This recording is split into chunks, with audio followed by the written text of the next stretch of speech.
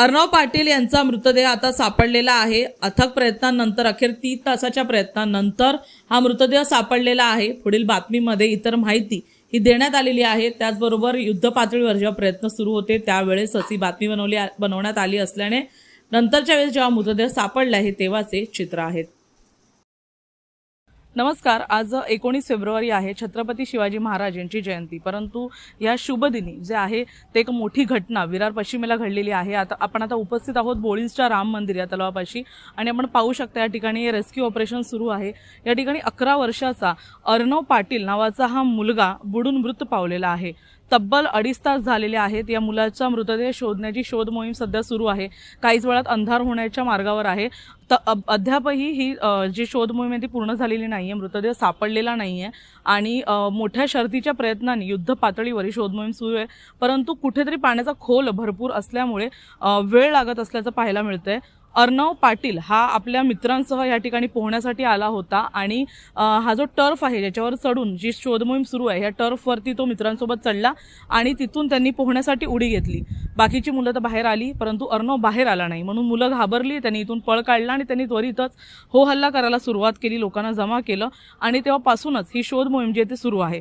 या ठिकाणी वसई विरार महानगरपालिकेचे उपमहापौर मार्शल लोपिस या उपस्थित आहेत आणि ते संपूर्ण शोध मोहिमेची पाहणी करत आहेत की कशा प्रकारे शोध मोहीम आणखी चांगल्या पद्धतीने झाली पाहिजे, लवकरात लवकर अंधार व्हायच्या आधी अर्णवचा मृतदेह मिळाला पाहिजे।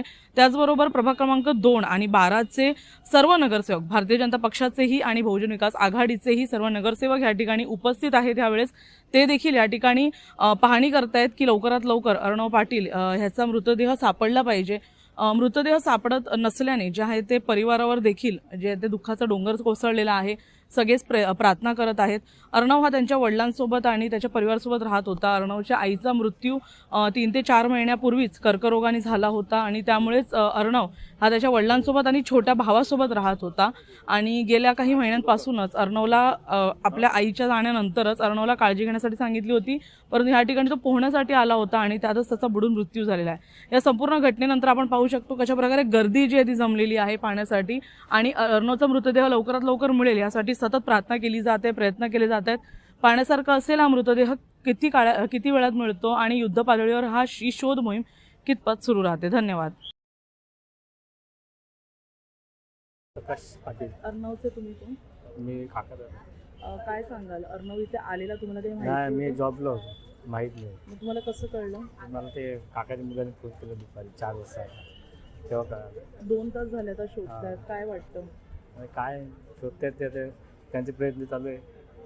अर्णव आधी कधी असं बाहेर नाही, असं पोरांची थोडी फिरतो तो, असं जायचं असं नाही जायचं आपण, असं घरी असेल आजकाल।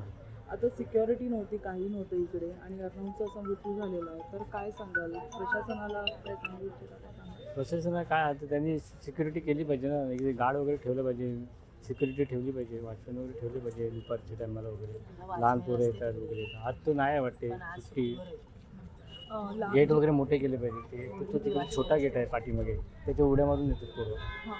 लहान मुलं जेव्हा आली बाहेर आणि अर्णव बाहेर आला नाही तेव्हा मुलांकडून नाही, माहीत नाही ना, मला काहीच माहीत नाही। मी आत्ता आलो, जस्ट अर्धा एक तास झाला असेल मला जॉबला।